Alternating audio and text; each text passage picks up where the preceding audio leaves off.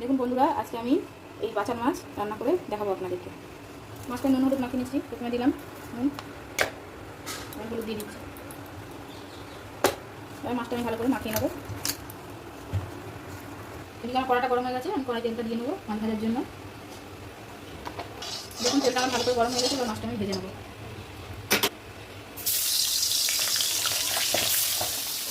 দেখুন বন্ধুরা, আমার মাছগুলো ভাজা হয়ে গেছে। আমি সব মাছগুলো করিনি, আমি 4 টুকরো মাছ নিয়ে রেসিপিটা করছি।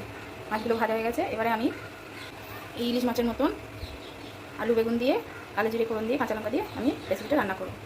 এবার এই তেলের মধ্যেই, মাছ ভাজার তেলের মধ্যেই আমি দিয়ে দেবো কালো জিরে ফোড়ন। কালো জিরেটা আমি ফোড়ন দিয়ে দিলাম।